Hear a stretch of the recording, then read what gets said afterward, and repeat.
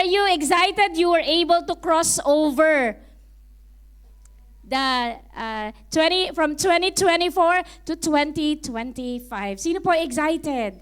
Praise the Lord! Hallelujah! Amen! Hallelujah! I was actually nung mga last few days, ang daming mga kwento ng mga disgrasya, aksidente na few days na lang bago 2025. May mga nadisgrasyang eroplano. Are you with me? May mga hindi naka-crossover ng 2025. And it breaks our heart, lalo na if they don't know Jesus. Alam nyo yun. Dun sa eroplano pa lang na sa Korea, how many of them who died knew Jesus? Ilan sa kanila kilala si Jesus kaya? Hindi ko alam pero wala na sila. Kaya sabi ko, grabe yung buhay natin. Kailangan talaga nating seryosohin yung ating pong buhay Kristiyano. Para kahit na anong mangyari, amen, kahit na anong mangyari, kunin man tayo ni Lord, anytime, we know that we're ready. Amen po ba? Amen. Bakit ganun naman ang bungad ni Pastora?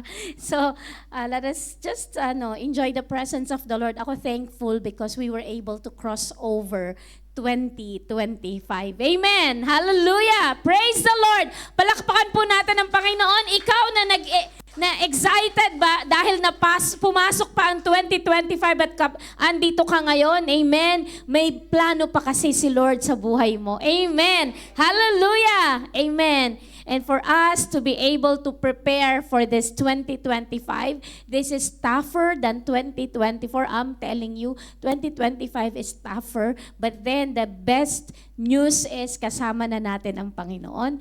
And kahit na gaano ka-tough ang isang bagay o isang taon, pagkasama mo ang Diyos, walang imposible. Amen! Hallelujah! Woo! Praise the Lord! We thank you for 2025, Lord God. And thank you, Lord God, for this first Friday gathering, oh God, that we are able to, Lord, hold today, Lord. We thank you na inalaw mo ang bawat isa na dumating. Salamat, Panginoon, sa precious blood of Jesus na nag-ingat sa amin para kami makarating dito na safe and sound. And we thank you continuously cleansing us, Lord, sa lahat ng unrighteousness sa puso namin, sa buhay namin.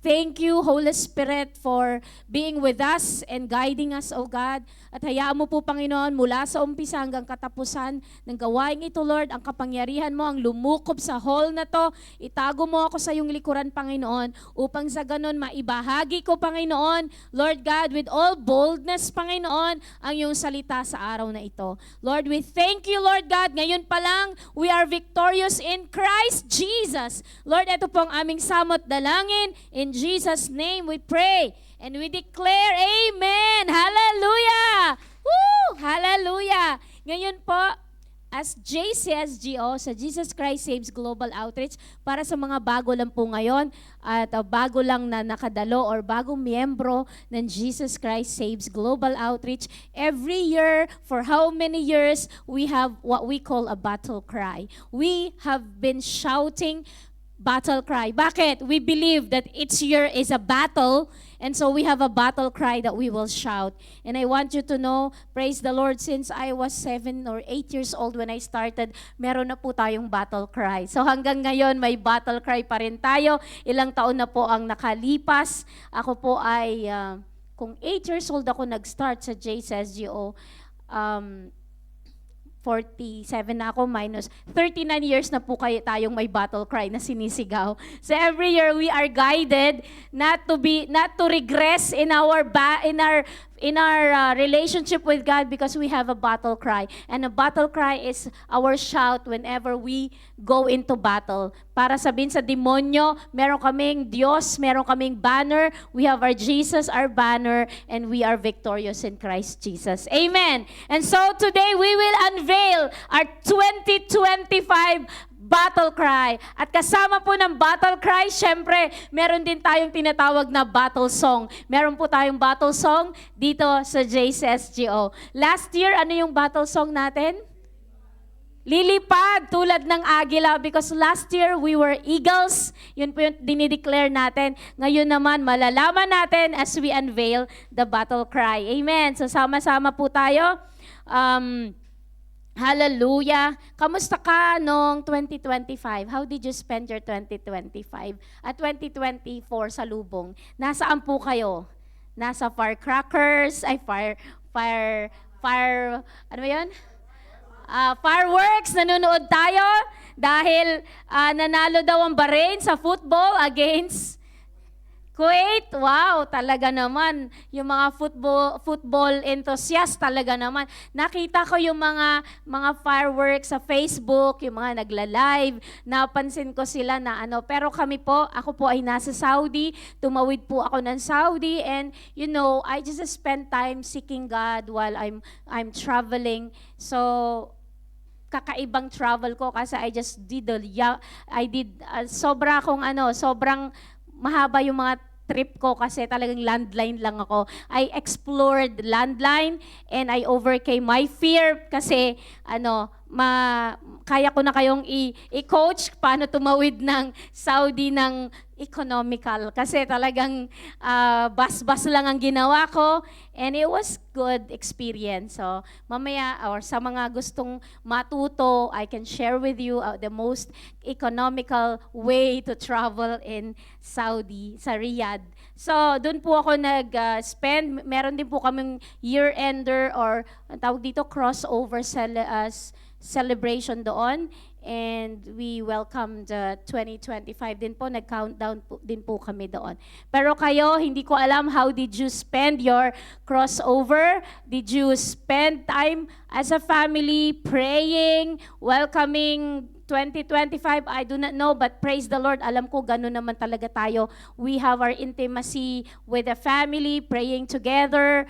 Nung kami din po, nung ako'y bata sa pamilya namin, before we eat and dig into the food that is served in the table, ang aking mama po ang nag-i-initiate, tara na, mag-pray na tayo. And then si Papa, we always pray as a family po. When I was young, dahil Kristiyano na po kami, bata pa lang ako. So that is how we spend our pagpasok ng 2025. So siguro may kanya-kanya tayong kwento how we welcome 2025, but I want you to know ang number one na wini-welcome mo sa buhay mo sa 2025 ay ang Panginoon. Amen. Hallelujah.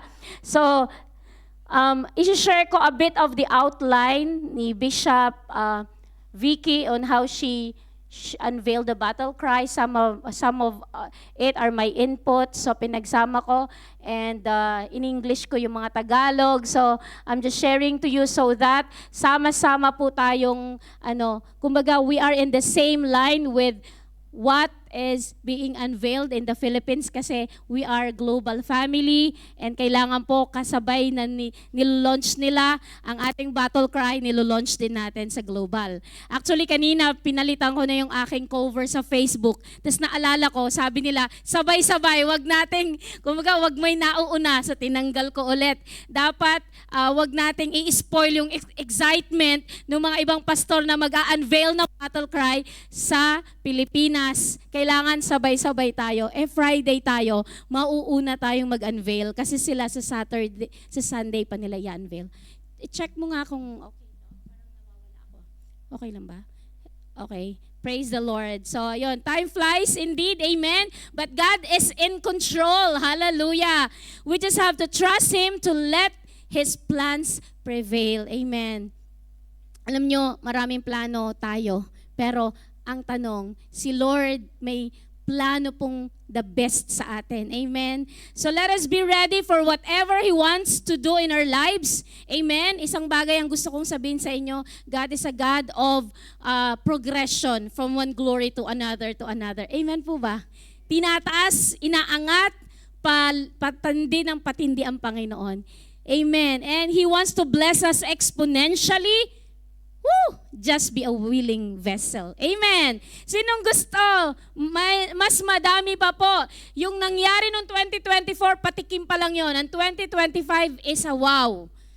Kasi kaya pa ni Lord tayo i-increase exponentially. Amen po ba? Amen. Hallelujah. Woo! Psalms 9 verse 10, basahin po natin. And those who know your name, put their trust in you. For you, O Lord, have not forsaken those who seek you. Amen. Alam niyo, hindi tayo iiwan ni Lord. Amen. Especially kapag ikaw ay nagsisik sa Panginoon. Kaya nga yung kanta natin kanina, the more I seek you, the more I find you. Sabi, the more I find you, the more I love you. Tapos, dun sa dulo, I wanna sit at your feet. Kumbaga, it's seeking God. It's seeking God more and more. You want to know God in a deeper way. Amen. So dapat ganun po tayo. Let's seek God in a deeper way. Amen. I-put natin yung trust natin sa Panginoon sa taong 2025. Amen. So yung mga bagay na hindi mo nagawa ng 2024, gawin mo ng 2025. Nag-start na po tayo. Today is the 3rd. Kamusta na? Did we make our own Bible plan, Bible reading plan? Nag-start na po ba tayo?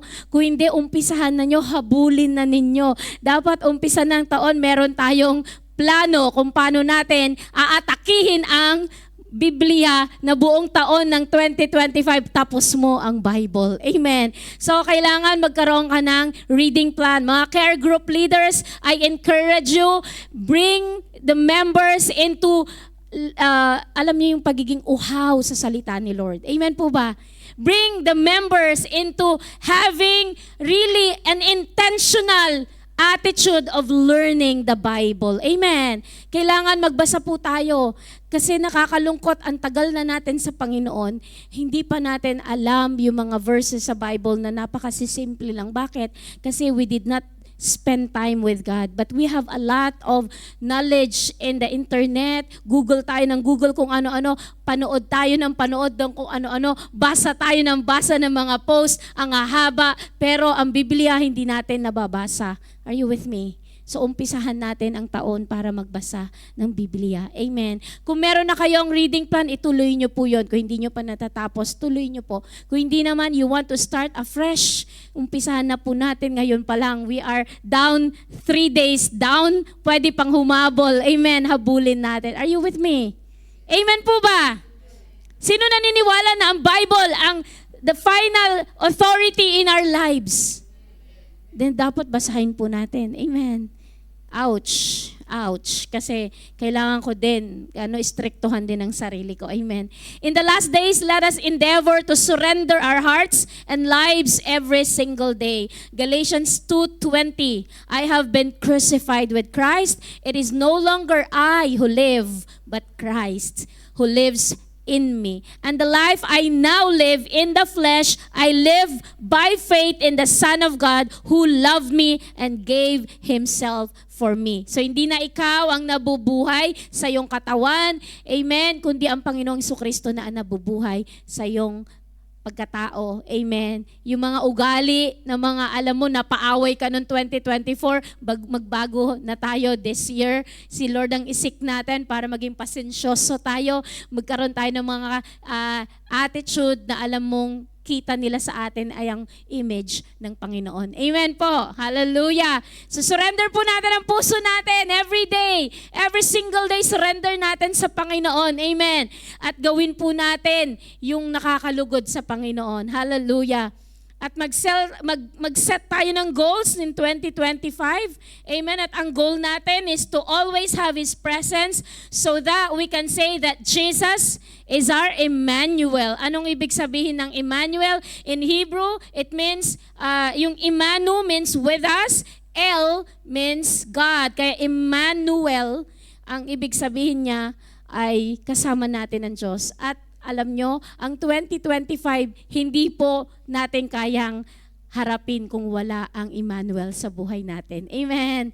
So kailangan natin ang Panginoon sa buhay natin. Hallelujah. Sabi niya sa Matthew 1:23, "Behold, the virgin shall conceive and bear a son, and they shall call his name Emmanuel," which means God with us. Amen. So, yan po yung topic natin nung last month because it's about Christmas. So, meron po tayong Emmanuel sa buhay natin. Amen. Kaya, ang sarap ng buhay Kristiyano kasi may kasama ka. Sabi mo sa katabi mo, may kasama ka sa buhay. Hindi ka nag-iisa, may kasama ka. Kasama mo ang Panginoon. Amen. Hallelujah. Amen. Kahit na mahirap ang pinagdadaanan mo, hindi ka na nag-iisa. Amen. Praise the Lord. Hallelujah. What an assurance we have from our Lord Jesus Christ. Amen. So ano po yung gagawin natin? Let's set goals for 2025 to look like Him because we have been lingering in His presence.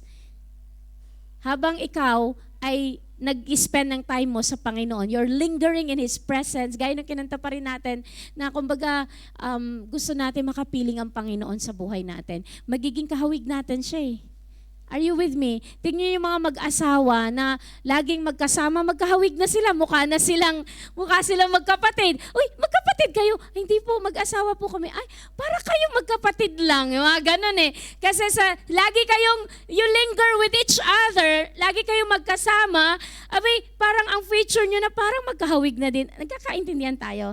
Di ba, mami at daddy? Parang magkahawig na sila at lahat halos na makita mo mag-asawa, para ka lang kayong magkapatid. Hindi bulatis to kundi talaga namang parang the way you're spending time together, you linger with each other, nagiging magkahawig kayo. Tignan yung mga mag-asawa, tignan nyo nga yung isa't isa, kung kayo ba ay nagiging magkahawig na. Lingering in His presence, nakakahawig mo na siya eh. So when you linger in God's presence, kung ano yung tibok ng puso ni Lord, yun din ang tibok ng puso mo, nakakahawig mo na ang Panginoon. Amen po ba? Because we were created in His image. Amen. Colossians 3 verse 10, "And have put on new self, which is being renewed in the knowledge after the image of its Creator." Kaya tayo nagiging kamukha na ng Panginoon because we've put on the new self. Hindi na yung dating ikaw, yung magagalitin, yung warrior. Ikaw na ngayon ay warrior, like a Lion of Judah, nakikipagdigma kasi ang Panginoon natin ay Lion of Judah. Amen. Yung kumbaga na-renewed na yung ating pati pag-iisip natin, hindi na tayo dati. Iba ka na. Sabi mo sa katabi mo, iba ka na. Kasi you are now in the image and likeness of our God. Amen. Lalong gumagwapo at lalong pumupogi ang mga anak ng Diyos. Amen. Hallelujah. Bakit? Kasi gwapo ang ating amang nasa langit. Amen. Wow. He is beautiful beyond description. Hindi mo kayang i-describe kung gaano, sabi nga, He is. Hindi mo kayang i-describe kung gaano kaluwalhati ang ating Panginoon. Beautiful beyond description. Amen. So anong gagawin natin? Let us act and do what Jesus did. So gawin natin kung anong ginawa ng Panginoon, siya yung ating model. Amen. So, God is preparing us with the attitude na tulad ng mga attitudes ng Panginoon na minention na natin. He has plans of prospering us and using us from this time forward. So, ngayong taon na to, intentional si Lord, gagamitin ka niya. Amen. Huwag mo na ipagpabukas, huwag mo nang i-extend, tsaka na lang. Hello? Tsaka na lang ako maglilingkod sa Panginoon. Alam nyo, God's time is in the now. Now. Sabi mo sa katabi mo, now. Now. Ngayon na, habang buhay pa tayo, gawin na natin ang paglilingkod sa Panginoon. Amen. Anyway, hindi tayo nag-iisa, kasama natin ang banal na Espiritu. The Holy Spirit is here to help us and He will not forsake us. Kapag may pinapagawa si Lord sa'yo, He is commanding you, you just have to obey, and the rest He will do. Amen. So, kailangan lang masunurin. Sabi mo, sa katabi mo, kailangan masunurin.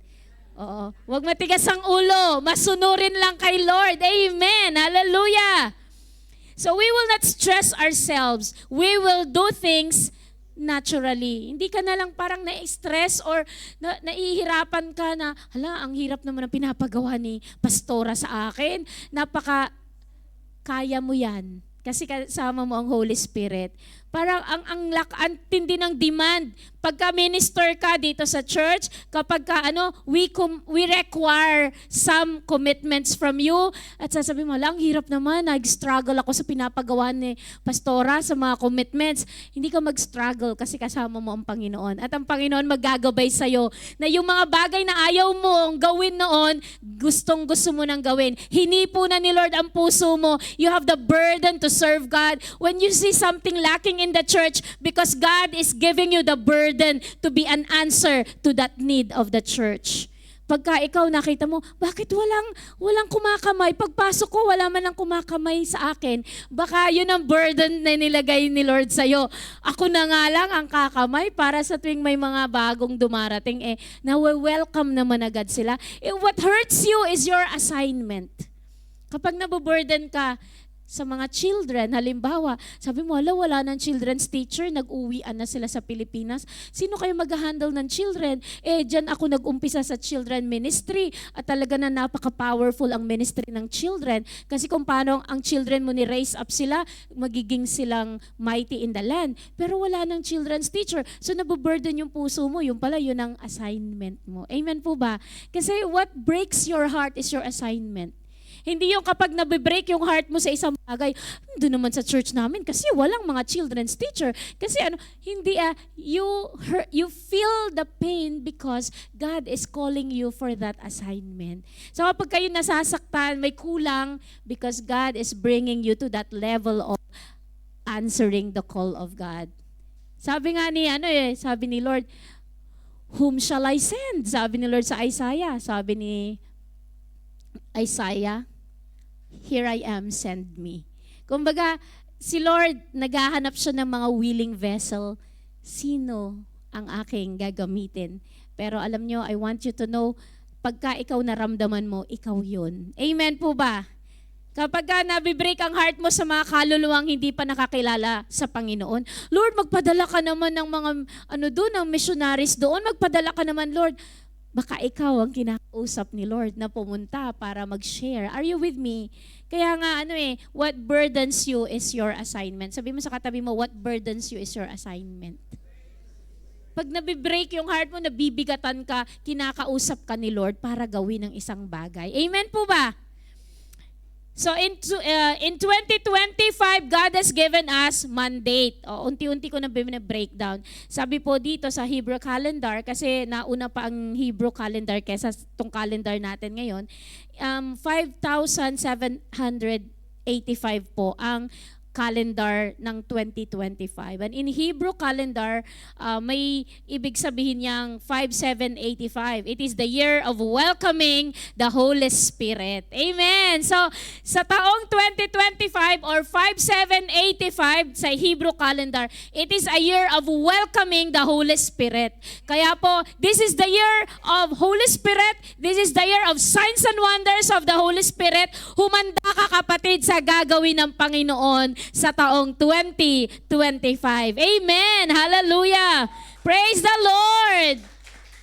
Noong 2024, sa Hebrew calendar is 5784, nagsimula na ang turmoil o mga anomalya. Hindi nangyari noon, pero ngayon mangyayari na. So, ibig sabihin ko, ano pa yung nangyari noon, may mas mga dadating pang mangyayari this year. That might be a bad news. Pero I want you to know na ito yung last days natin, ang 2025 is the year of the Holy Spirit. Kaya kailangan talaga nating mag-bend ng knees in prayers. We need the Holy Spirit to guide us every step of the way. So hindi mo kayang harapin ang 2025 na hindi ka lumuluhod sa panalangin, nananalangin sa banal na spirito. Amen po ba? Now is the year not to be carnal. Na itong flesh lang ang nabubuhay sa atin. Now is the year na tayo po ay lumalim. Kilalanin natin ang banal na spirito. Amen po ba? Amen. 5, dun sa dulo, sa umpisa at sa dulo, kasi pag Tabi natin yung 5785 o 2025. So 5785, dalawang 5. Ibig sabihin nun ay grace. 5 means grace at double grace. Kasi sa Hebrew, dalawang 5 yung nakalagay doon. 5 sa una, 5 sa dulo. Are you with me? It's a season of the Spirit of grace. Amen? Hallelujah! Woo! Praise the Lord! It's a gentle wind to sweep through the house of the Lord.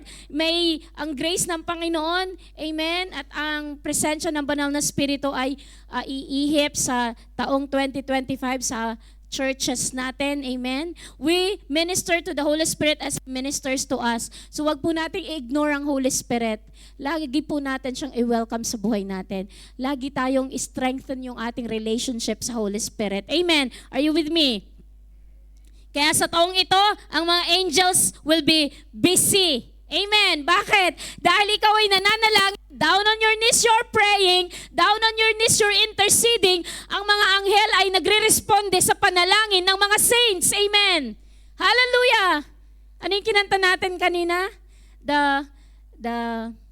The presence of our God, it shakes the whole earth. The prayers of the saints will open heaven's doors. Very timely yung kanta natin kanina. The prayers of the saints will open heaven's doors. At yung mga anghel, panhik, panaog, nagdadala sila ng mga blessings. Bakit? Ikaw, kapatid, ay hindi ka humihintong nananalangin. Amen! Excited na ako sa battle cry natin. Kasi ini-introduce ko pa lang ang battle cry natin. Ito yung mga words po ng battle cry natin. Hallelujah! Harvest time! Bakit? Yung mga kaluluwa, yung mga kapamilya natin hindi pa nakakilala sa Panginoon. Now is the time. God is breaking the stony heart para sila ay tanggapin nila ang Panginoon. Kung ikaw ilang taon ka na nananalangin sa kaligtasan ng mga mahal mo sa buhay, ngayon na yung time. Lagyan mo pa ng todong energy mo yung pananalangin. Kung noon kung manalangin ka lang, medyo lang. Ngayon, lakasan mo ng iyong intensity. Intensify your prayer for the salvation of your loved ones. Amen. Hallelujah. Praise the Lord. At ang goal ng JCSGO po, household salvation. Nanay mo, tatay mo, sa mga may asawa na ang misis nila hindi pa nakakilala sa Panginoon, sa mga anak nila na napariwara dahil hindi pa nakakilala sa Panginoon, we will pray for household salvation. So may listahan ka ngayon pa lang, ipapanalangin mo yung mga pangalan ng mga mahal mo sa buhay na hindi pa nakakilala sa Panginoon. O di kaya nakakilala sa Panginoon pero hindi na nagpapatuloy. O di kaya nakakilala sa Panginoon pero tumalikod sa Panginoon. We are praying for household salvation. Nag-start na po noong 2024 at itutuloy po natin at hindi tayo bibigay at hihinto hanggat hindi natin nakikita ang mga mahal natin sa buhay. Binibigay nila ang buhay nila sa Panginoon in surrender. Amen. And making Jesus the Lord of their lives. The year 5000 speaks of the Lord Jesus feeding the 5,000. Amen. Healing by the apostles. So itong taon na to, the church will grow.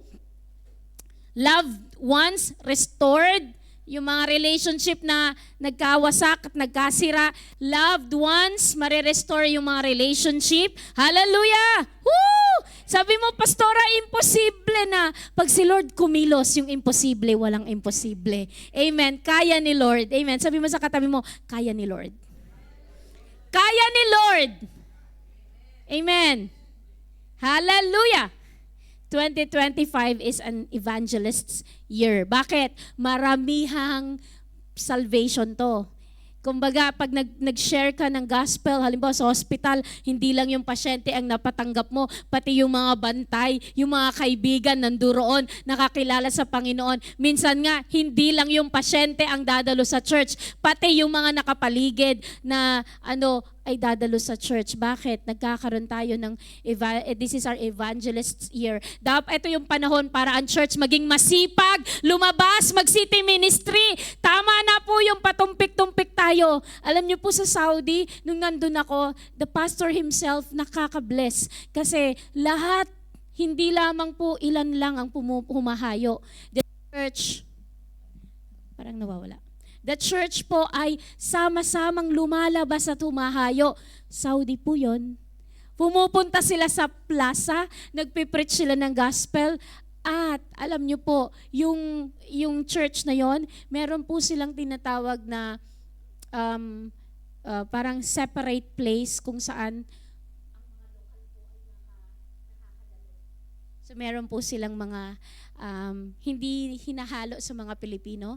May lugar kung saan yung harvest po nila ay naandoon.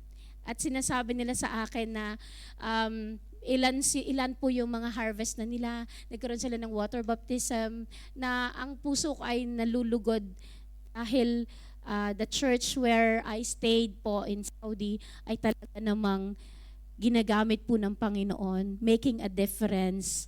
And mismo yung pastor talaga masigasig po. Hayo ng hayo, hayo ng hayo. Kaya nabibless po ako pagka gano'n, na hindi lang yung pastor, kumusta na kayo? Nasaan na kayo? Saan na kayo humayo? Kumusta? Hindi gano'n. Yung pastor mismo, tara hali kayo, humayo tayo. So kumbaga, buhay ang evangelism kasi mismong pastor, hindi natatakot, ginagawa niya kung anong pinapagawa ni Lord. At kapag bold ang pastor, bold na din yung mga tao. Amen po ba? Kaya sabi ko, Lord, give me this grace of boldness. Kasi bold naman talaga ako, pero hindi ko nararali ang buong church para gawin ang bagay na to.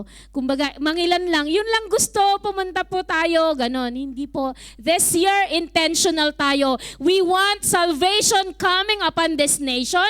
The church, amen. When I say the church, ikaw, sabi mo sa katabi mo, ikaw. When I say the church has to go out and preach the gospel. Let us be intentional. Amen. Hindi lang yung, sila lang yan pupunta sa hospital. Sila lang, hindi ka pupunta ng hospital dahil may issue ka sa hospital. Takot ka mag-pray sa mga may sakit. Hindi natin ini-encourage, but you can go to the parks, you can go everywhere, anywhere, and preach the gospel. Yung mamamasyal ka pero sa pagpasyal mo, kasama dun sa pasyal mo is may intention ka para, Lord, give me a soul and I'm gonna preach the soul, to the soul, Jesus. Kumbaga lahat ng gagawin mo, meron kang purpose. Ang purpose mo ay maging vessel ni Lord para may makakilala sa Panginoon. Amen po ba? So that will be our intention of what we will do this 2025. O kahit sa trabaho mo, isi-share mo si Jesus sa trabaho mo. Amen. Hallelujah. Kumbaga, kahit na anong ginagawa mo, you smile, you win people in the Lord through your smiles. Yung stressful yung trabaho mo, pero nagagawa mo pa rin kalmado ang yung yung mukha mo, makikita nila sa'yo. Bakit ba itong si sister, naglilinis siya, pagod na siya, pero nakangiti pa rin at maganda pa rin ang aura niya. There's something in this person. Alam niyo yun? So we will be intentional in our daily, are you with me? Nakakaintindi po ba? Nagkakaintindihan tayo? Hallelujah! Kapag namatay ang tao, 200 ang kanyang tatahakin. On the way to hell, eternal torment, hello, or eternal life. Makikita niya kapag yung tao ay napunta sa makikita pa rin niya, pero hindi niya mararanasan. Are you with me? Di ba the rich man and Lazarus, napunta si Lazarus sa bosom ni Abraham at ang rich man ay napunta naman sa Hades at sabing ganun napakainit doon at sabi niya idampi lang yung dulo ng daliri ni Lazarus sa tubig at i-ano sa dila niya, eternal torment po. Kaya nga nakakaawa ang mga tao kapag walang Kristo sa puso. They will be doomed for destruction. Alam nyo, yun lagi, kapag may namamatay, ang lagi kong tanong, Lord, nakakilala po ba siya sa Panginoon? Yun ang lagi kong tanong. Tapos kahapon, nasa Saudi pa rin ako, nabalitaan namin na yung mga cleaners na nagko-collect ng mga garbage, tas nilalagay sa dump truck, may isang cleaner po na nakatawid naman ng 2025. Pero yung isang malaking parang ganun na mabigat yun naipit yata siya na hindi na siya nakasurvive. So he didn't make it. Sabi namin ganun, Kamusta kaya siya? Nakapakinig kaya siya ng salita ng Diyos? Na born again kaya siya? Are you with me? Kasi ibang lahi yun eh. Pero nakaka-crossover na siya ng January 2025. Pero dahil sa call of trabaho, madaming basura ng January 1 kasi nga ang daming kapistahan. So, ayun na I think hindi ko alam Indian or Bangladesh yung tao, pero yun naipit at hindi na siya kaya sabi ko, Lord, alam niyo yun, whenever there is death, kaya nga sabi ni Pastor Robbie Dawkins, kapag ka nagkakaroon ng patayan dun sa corner nila, halimbawa, nabalitaan nila kung namatay ay 3, pupunta sila doon, maghahayo sila, and they make sure double for the trouble that the enemy has done. Amen. 6 agad ang salvation, 6 agad. Kumbaga, they will preach the gospel, they will not leave that place, they will preach the gospel area till may tumanggap sa Panginoon. At kapag ang namatay ay ilang piraso, dodoblehin nila. Ganon. Kumbaga, you make Satan pay for what he did. Are you with me? So kumbaga, ganun eh. Kasi hindi na natin may babalik yung tao sa So we have to do something. By what? Let us endeavor na kung ano man yung nangyari, nabalitaan natin, mag-pray tayo dun sa area na yun, and we pray for salvation in the area. Let's be an action person, an action Christian. Hindi tayo lalamya-lamya at nabalitaan mo lang may namatay. May namatay. Hindi. You have to pray. And Lord, I wanted to minister to that. Naalala nyo may namatay na Pilipina sa Jufair? Sabi ko, niyayaya ko yung, let's go and do our ministry there. Maghayo tayo doon. Kasi kung may isang namatay, mag-pray tayo, may 2 tayong mapatanggap man lang dun sa area na yon. And we will give Satan a blow. Are you with me? Nagkakaintindihan tayo? Let's do a ministry in the area where nagkakaroon ng mga krimen, nagkakaroon ng para the light of Jesus shines in that place, and we will redeem the land, and the blood of Jesus covers the land. Amen po ba? Hallelujah. So patuloy lang tayo mag-share o mag-witness habang narito pa tayo sa lupa. There are people rejecting the Lord, yes. Pastora, puro lang ako rejection. But you made mention of the name of Jesus. If you made mention of the name of Jesus, that's it. Basta ma-declare mo ang pangalan ni Jesus, hindi lahat ng tao tatanggap, pero just declare Jesus. Marami rin mga Kristiyano going to hell, at mas mahirap kapag ang Kristiyano napunta sa hell. Kasi Kristiyano siya, natanggap niya ang Panginoon, pero nagpatuloy siya sa kasalanan. Mas malaki po ang tawag dito, mas mahirap ang torture kasi you know the truth pero hindi ka nabuhay sa truth. Amen.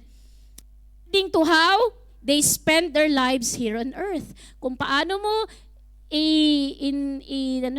kung paano ka nabuhay sa mundong ito, yun ang pananagutan mo sa Panginoon. Kahit sabi mo, may Kristo naman ako sa puso ko, pero kamusta ang pamumuhay mo? Nagpapatuloy ka sa kasalanan. Kaya kapag tinanong ninyo sila, may reservation ka na ba sa langit? Hello? So, ano mangyayari? Ano yung reservation na sinasabi mo, Pastora? Reservation, you are sure because you accepted Jesus as your Lord and Savior. May reservation na tayo sa langit. Alam mo, selyado ka na, amen, ng Espiritu Santo, and you are going to heaven. Kaya kapag tinanong mo sila, may reservation ka na ba sa langit? Hindi ko alam yung sinasabi mo. Ibig sabihin, hindi sila sure. I-share mo si Jesus para sigurado may reservation sa langit. Bakit? Sabi sa John 14, sabing ganun ng Panginoon, aakyat muna siya at magpre-prepare siya ng kwarto para sa ating lahat. Amen. Hallelujah. And I am the way, the truth, and the life. Sabi ng Panginoon, no one comes to the Father except through me. So si Jesus lang po ang daan patungo sa langit. Amen. Siya ang buhay at siya ang katotohanan. Kung ikaw, alam mo na at tanggap mo na si Kristo sa puso mo, siya na ang iyong daan, ang katotohanan at ang buhay mo, may reservation ka na sa langit, may kwarto ka na doon. Amen. Kaya kapag tinanong mo yung mga tao at wala pa silang kwarto sa langit at hindi pa nila tinanggap ang Panginoon, pagkakataon mo, preach the gospel to them. Share Jesus so that they could also have a reservation in heaven. Nagkakaintindihan tayo? The assurance that we have reservation in heaven is because we have Jesus in our lives. Amen. At kapag tinanggap mo ang Panginoong Jesucristo sa buhay mo, nakasulat ang pangalan mo sa Book of Life. Kaya pag nagpipray ako, na papansin nyo sa mga hospital visitation, Lord, iyo nga pong isulat ang aking pangalan sa aklat ng buhay. Kasi we wanted our names to be written in the Book of Life. Sino gusto ang pangalan nasa Book of Life? Amen! Hallelujah! Woo! Praise the Lord! So in 2025, our mandate from our Lord Jesus Christ, siya po yung ating Commander-in-Chief. Hallelujah! At kailangan po natin siya ngayon. More than anybody else, you need Jesus in your life. Amen. We need His grace and His mercy. Amen. Dahil lalakad tayo sa open doors or open heavens. Alam nyo ba na ito yung taon ng open heavens? Wala po akong banner ngayon. Usually sa Pilipinas may mga banner binibigay sa mga churches, tapos ilalabas natin yung banner. So ngayon digital banner lang muna tayo. Amen. And sabing ganun dito, we will walk in open doors. Sino gusto ng open doors? Woo! Wala kang trabaho, Lord, bumukas ang door of opportunity para sa trabaho ng mga kapatirang walang trabaho in Jesus' name. And the covenant of God with us, that He will never leave us nor forsake us, ay hindi po nagbabago mula noon hanggang ngayon. Nung tinanggap mo ang Panginoong Jesucristo, hindi ka na nag-iisa. Amen. Hallelujah. Hindi ka na malulungkutin. Amen. In 2025, we are to live by faith because God is our source. Paano yan, Pastora? Wala pa akong nakikita na source ko ngayon. Wala nga akong trabaho, Pastora. Paano ba? God is our source. Amen. Kaya nga, looking unto Jesus, the author and the perfecter of our faith. Hindi mo kakayanin mag-isa, kapatid. Sabi mo, sa katabi mo, hindi mo kayang mag-isa, kapatid. Sa 2025, maging alerto tayo sa panalangin, masigasig at mapagmasid. Tagalog na malalim, pero mamaya Englishin po natin. We are in this stage of life where we can witness our Lord. Nandito na tayo sa stage ng buhay natin na makikita natin ang gagawin ng Panginoon sa buhay natin, and we have our part to witness witness our faith sa mga tao. So let us pray and be watchful sa taong ito, mapanalanginin at mapagbantay o alerto. Pray in the Holy Spirit. Let us be alert and watch the times and seasons. Amen. Dapat alam po natin yung times and seasons ng Panginoon. Huwag po nating pinapangunahan si Lord at yung season natin at yung time natin ang susunod. We ask God, Lord, is it time? Lord, is it time? And sabi ni Lord, now is the time para maglingkod sa Panginoon. Amen. We will lift up our banners, our hands to the Lord God Almighty. Hindi ka na susunod kung saan-saan.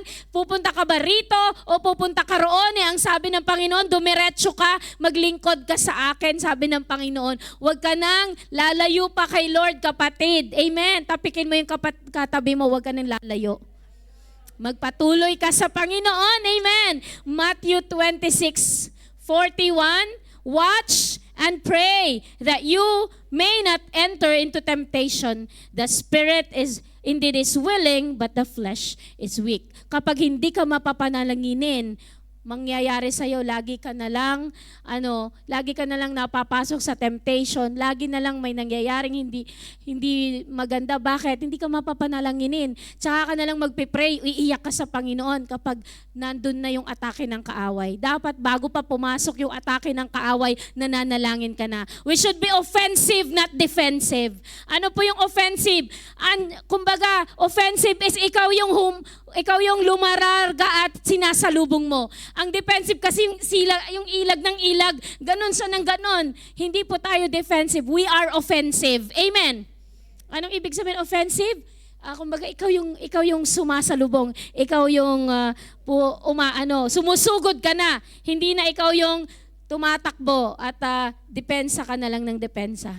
Our battle cry 2025 is a call that we heed to the power of God in prayer and alertness.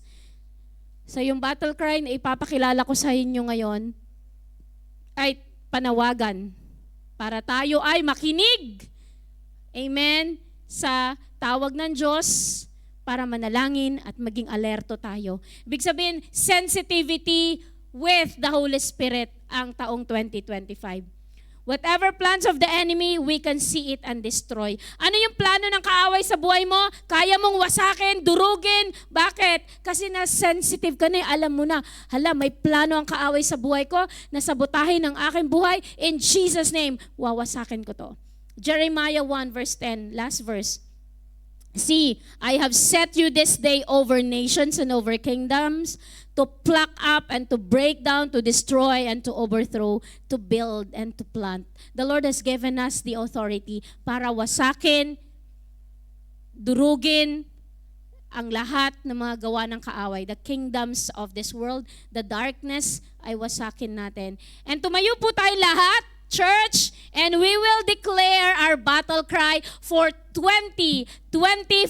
Amen. At ang mga musicians din po, tinatawagan ko para pagkatapos natin i-declare ang ating battle cry, aawit po tayo ng ating battle song. Amen.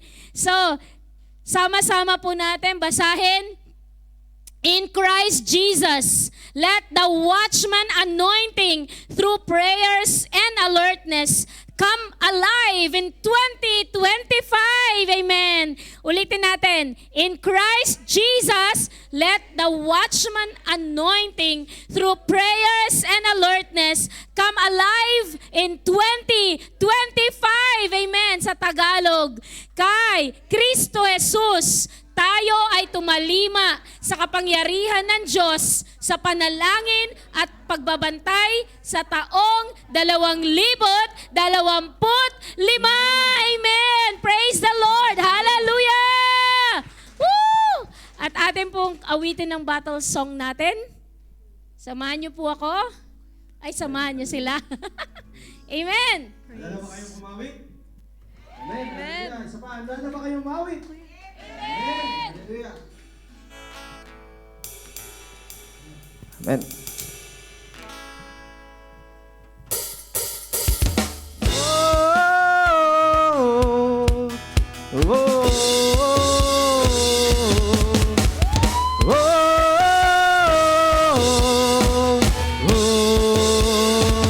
Sa pangalan ni Kristo, tayo'y tinatawag upang magbantay, manalangin, mag-alab.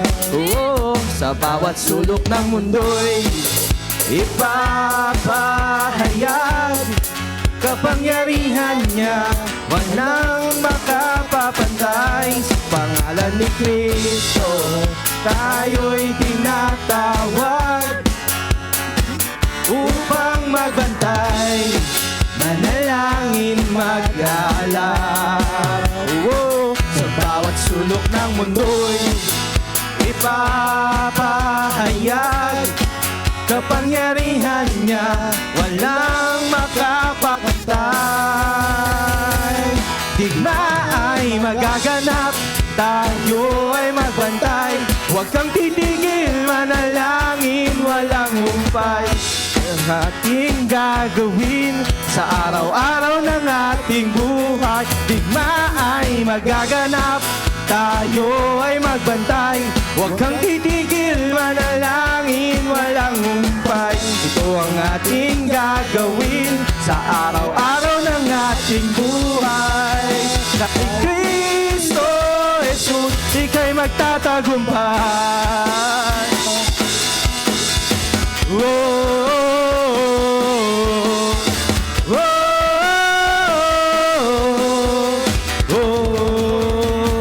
Sa pangalan ni Kristo, tayo'y tinatawag upang magbantay, manalangin, mag-alab. Sa bawat sulok ng mundo'y ipapahayag kapangyarihan niya, walang makapapantay. Digma ay magaganap, tayo tayo ay magbantay. Huwag kang titigil, manalangin, walang humpay. Ito ang ating gagawin sa araw-araw ng ating buhay. Digma ay magaganap, tayo ay magbantay. Huwag kang titigil, manalangin, walang humpay. Ito ang ating gagawin sa araw-araw ng ating buhay. Kay Kristo Jesus, ika'y magtatagumpay.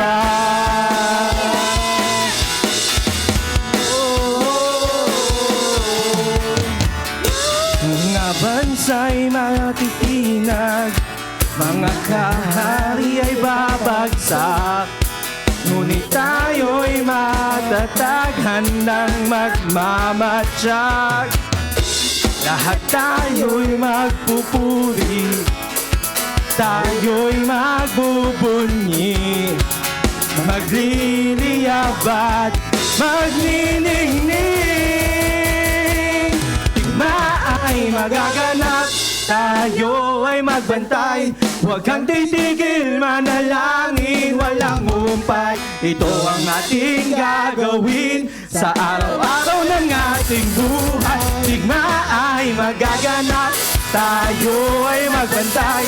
Huwag kang titigil, manalangin, walang humpay. Ito ang ating gagawin sa araw-araw ng ating buhay. Kay Kristo Jesus, ika'y magtatagumpay. Kay Kristo Jesus, ika'y magtatagumpay.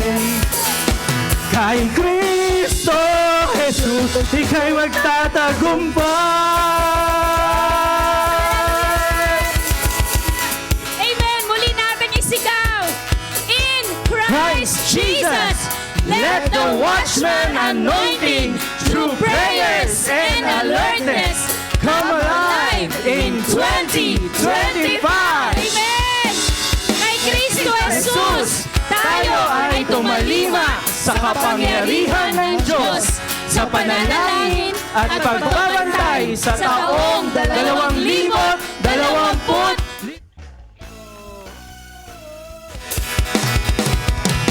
Digma ay magaganap, tayo ay magbantay. Huwag kang titigil, manalangin, walang humpay. Ito ang ating gagawin sa araw-araw ng ating buhay. Digma ay magaganap, tayo ay magbantay. Huwag kang titigil, manalangin, walang humpay. Ito ang ating gagawin sa araw-araw ng ating buhay. Kay Kristo Jesus, ika'y magtatagumpay. Kay Kristo Jesus, ika'y magtatagumpay.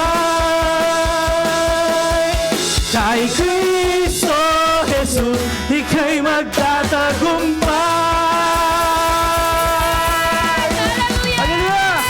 Thank you, Jesus! Amen! And we declare 2025 is a victorious year for JCSGO! Hallelujah! Jesus! Thank you, Jesus! Thank you, Lord! Amen. Tayo po'y makakaupo sa presensya ng Panginoon. Amen. And let us proceed to our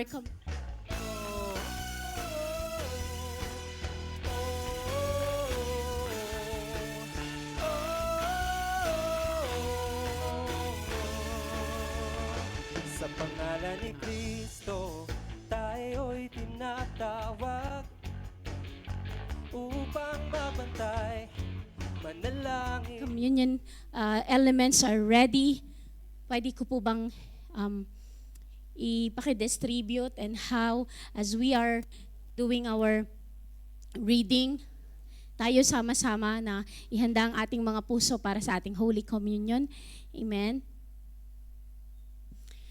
Thank you, Jesus.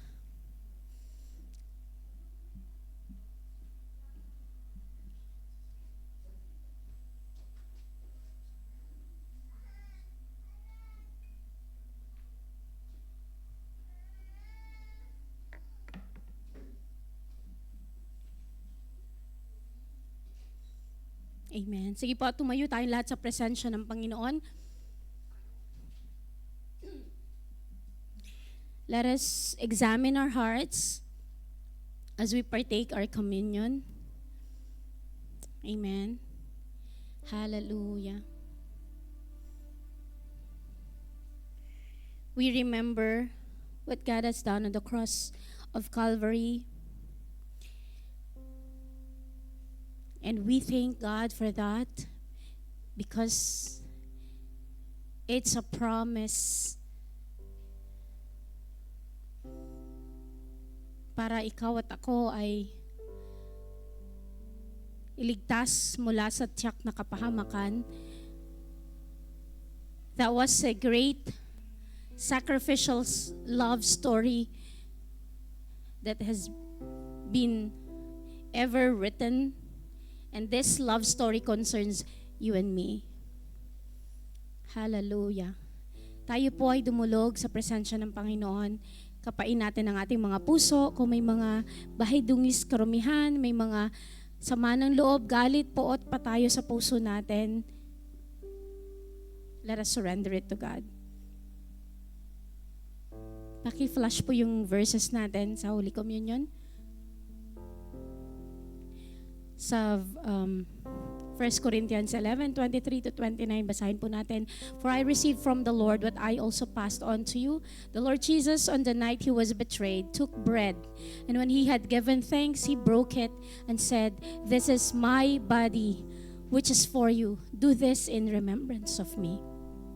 In the same way, after supper, he took the cup, saying, "This cup is a new covenant in my blood.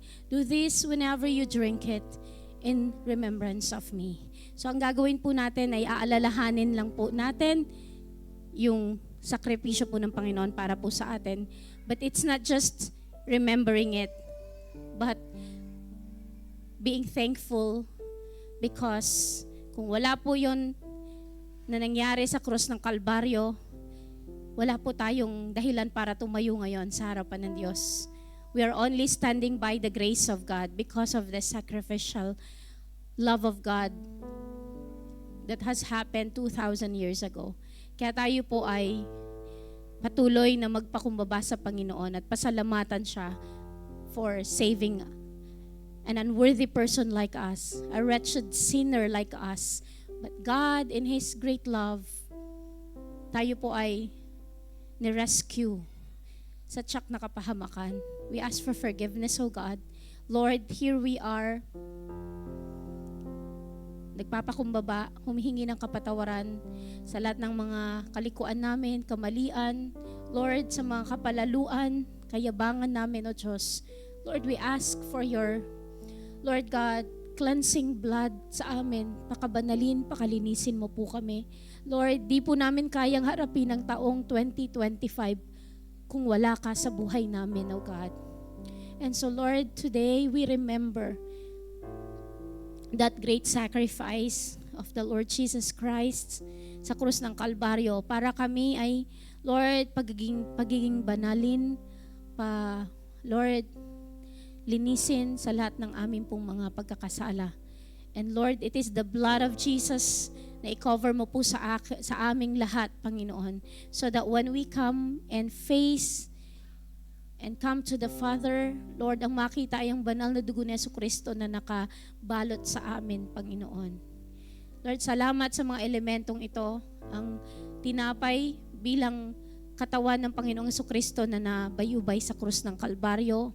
Lord, ang saro, Panginoon, na nagre-represent ng banal na dugo ni Jesucristo na natigis sa krus ng Kalbaryo, Lord. As we partake today, this Holy Communion, O God, hayaan mo, Panginoon, na maging karapat-dapat po kami tanggapin ito. At Lord God, we thank you, Lord. This is a provision of your love for us, and we always remember, O God. And hayaan mo, Panginoon, na lagi pa po naming ikaw ay, Lord, kilalanin pa, Panginoon, because you are our Emmanuel. Salamat, Panginoon. Ito po ang aming samot, dalangin in Jesus' name. Let us first eat the bread.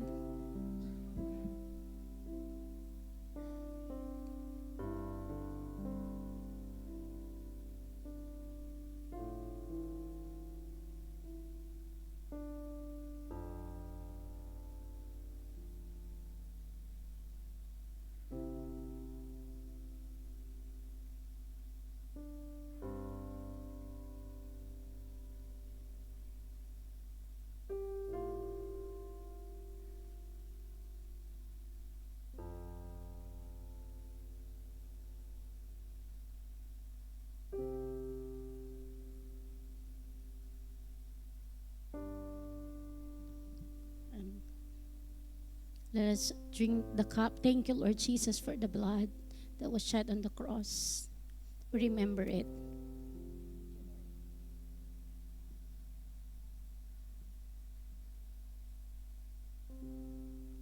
Let us pray. Panginoon, salamat for your love for us, and that your love will see us throughout 2025, oh God. Salamat, Panginoon, Lord. Even we thank you for the battle cry and the battle song, Lord. Na, Lord, laman ng aming mga bibig sa buong taon ng 2025. Declaring in Christ Jesus, we have the victory, O Lord God. Lord, salamat, Panginoon. Let the anointing, O God, of watchmen, of being a watchman, O Lord God, and alertness, Panginoon, ang dumaloy, Lord God, sa buong kongregasyon. Ito po ang aming samot dalangin. In Jesus' name we pray.